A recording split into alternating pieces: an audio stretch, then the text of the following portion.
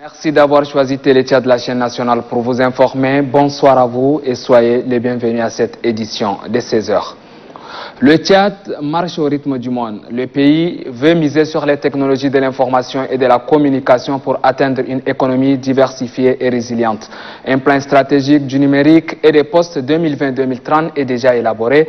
Et depuis ce matin, les acteurs concernés sont en atelier, ici, même en N'Djamena, pour la validation de ces documents. Et c'est le ministère des Postes et de l'économie numérique, Idrissa El Bachar, qui a ouvert les travaux. Gayam Bengueri. L'économie numérique joue un rôle non négligeable en termes de contribution à la croissance de l'économie et à la lutte contre la pauvreté.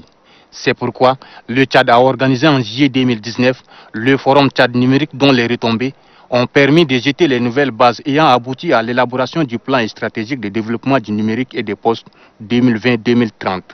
Pour traduire en acte la volonté et l'engagement du gouvernement dans ce secteur, un atelier de validation par visioconférence est organisé pour permettre aux participants de faire la relecture et de procéder à l'adoption technique du projet du dit plan et de doter le Tchad d'un document de référence permettant au secteur des postes et des communications électroniques de jouer véritablement son rôle.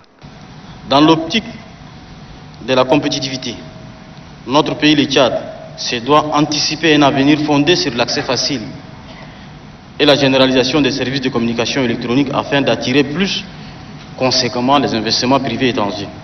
À cet effet, et dans la perspective de l'édification d'un cadre véritablement digitalisé, le gouvernement a opté et créé un cadre qui puisse permettre au numérique de booster plus significativement le développement socio-économique de notre pays.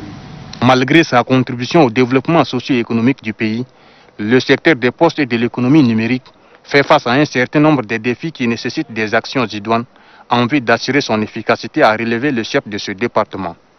Pour une mise en œuvre efficiente et cohérente de ce plan national de développement des postes et du numérique au Tchad, il est plus qu'important de créer un climat propice pour l'implication active des différents acteurs du secteur, des partenaires techniques et financiers, du secteur privé et de la société civile. Hier, ils étaient dans les désarrois. Ça fait exactement 7 ans que leurs maisons ont été déguerpies. Les habitants d'Engeli Nord, puisque c'est d'eux qu'il s'agit, retrouvent aujourd'hui les sourires, la joie. De manière officielle, le ministère de l'Aménagement du territoire, de l'Habitat et de l'Urbanisme leur a attribué ce matin des terrains. La patience a donc payé. La cérémonie a été présidée par le directeur général du ministère. Le point avec Apolline Gani. Les 1458 déguerpis d'Engeli Nord, dans la commune du 9e arrondissement, retrouvent le sourire aux lèvres. Des parcelles leur ont été remises par le gouvernement à travers le ministère de l'Aménagement du territoire, du développement, de l'habitat et de l'urbanisme. C'est depuis plus de 7 ans que ces déguerpis attendent ce geste du gouvernement. Très ému, le président du comité de suivi des dossiers de déguerpis d'Engeli Nord exprime toute la reconnaissance de ses collègues. Nous avons eu l'espoir avec l'apparition de l'arrêté numéro 062 du 12 août 2015. Une liste de déguerpis d'Engeli Nord a été retenue et publiée pouvant bénéficier de ces terrains sur le site de Sokolo, dans la commune du 9e arrondissement, en ville de N'Djamena. Force de cet espoir, nous voilà réunis aujourd'hui pour la remise officielle du site aux ayants droit. Le directeur général du ministère de l'Aménagement du territoire, du développement, de l'habitat et de l'urbanisme a, à cette occasion, rappelé les conditions dans lesquelles ces habitants ont été déguerpis et les dispositions prises par son département en vue de leur compensation. La cérémonie qui nous réunit ce matin est la remise officielle de ces 1458 parcelles qui sont déjà implantées et dont les documents ont été transmis au niveau du guichet unique des affaires foncières pour l'établissement des documents y afférents. Le déguerpissement qui a eu lieu en décembre 2013, qui effectivement a vu raser les villages Karoué, Bodor, Toulouse, Chari, Mbayam et autres, faisait suite à une raison d'État. Et c'est la raison pour laquelle le caractère urgent de cette opération n'a pas permis que certaines formalités d'usage aboutissent. Le comité de suivi des dossiers de déguerpis d'Engeli Nord plaide auprès des autorités compétentes pour rétablir les personnes omises dans leurs droits. L'actualité cet après-midi est aussi marquée par la formation des cadres du ministère de l'administration du territoire et des collectivités autonomes. Le module de la formation porte sur la passation des marchés publics. C'est à l'initiative de l'autorité de régulation des marchés publics. Des précisions avec Ousmane Idriss Dakoum. L'autorité de régulation des marchés publics forme les membres de la commission de passation des marchés du ministère de l'administration du territoire. Il s'agit de les outiller sur les notions de base relatives aux passations des marchés publics. Aujourd'hui, avec les défis qui s'imposent, avec les impératifs et les défis qui s'imposent, c'est obligatoire. Un cadre doit assumer sa responsabilité. Et pour assumer, il faut qu'il soit formé. Donc c'est par rapport à ça, comme l'autorité de régulation des marchés publics est chargée de former l'ensemble des cadres, donc nous avons organisé à cet effet pour que la commission de passation vraiment doit faire son travail conformément et conforme à la réglementation. Le directeur général du ministère de l'administration du territoire et des collectivités autonomes salue les choix portés sur son département pour la formation. C'est maintenant que nous savons comment faire pour passer le marché, quelles sont les relations qui existent entre la commission de passation des marchés du ministère et nous autres dirigeants de ce ministère. Donc, je puis vous confirmer que dans la mesure du possible, nous allons profiter de cette formation et nous croyons que nous allons donner le meilleur de nous-mêmes.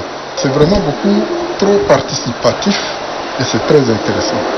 Les différents types de marchés publics sont les marchés des fournitures, les marchés des services, les marchés des travaux et les marchés des prestations intellectuelles selon le décret 2417 du 17 décembre 2005 portant Code des marchés publics au Tchad.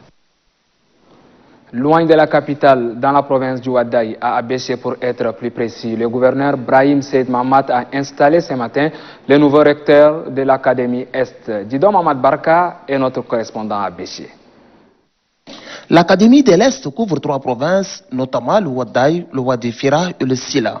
C'est une structure qui a la charge de la gestion administrative et pédagogique de services de base, à savoir l'éducation, la formation professionnelle, la culture, les sports, arts et loisirs. Cette académie est sous la conduite du professeur Atib Idriss Halaoulaou, nommé par décret numéro 1333 du 29 juin 2020. La tâche qui vous attend est immense, mais je suis convaincu qu'avec votre expérience et le dynamisme de l'équipe qui vous entoure, vous relèverez les défis. Pour ma part, je vous réaffirme ma disponibilité permanente à faciliter l'exécution des principales tâches dans l'intérêt de l'Académie de l'Est. Le recteur de l'Académie de l'Est, professeur Atib Idriss Halaoulaou, a exprimé sa profonde gratitude aux plus hautes autorités du pays pour la confiance placée en lui en le nommant à la tête des plus importantes académies. Atib Idriss Halaoulaou entend œuvrer pour relever les défis liés à l'éducation et à la culture. Il sollicite enfin le concours des uns et des autres pour la réussite de sa mission. La présentation d'un exposé sur le rôle et importance de l'Académie, présenté par le recteur de la dite Académie, a sanctionné la cérémonie. Et avant de refermer cette édition, intéressons-nous à une initiative louable. À Moïsala, dans la province du Mandoul, les fils de la localité vont en guerre contre la désertification. Vous allez le voir, ils ont initié une opération de mise en terre des plants. Diteng Félix est nos yeux et oreilles dans cette partie du pays. Voici son reportage.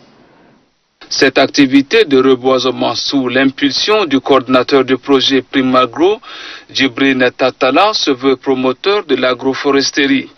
Cette forme d'agriculture mélange dynamiquement la sylviculture, la culture céréalière et l'élevage investi par ce fils de Moïsala, Djibril Tatala, est la mise en œuvre d'un ensemble de techniques visant à créer, renouveler, améliorer un peuplement forestier accompagnant la croissance naturelle des arbres vers une production de bois d'œuvre à travers des services de qualité paysagère, protection des sols, activités de transformation industrielle, d'accueil et de loisirs sans compromettre l'avenir de l'écosystème forestier.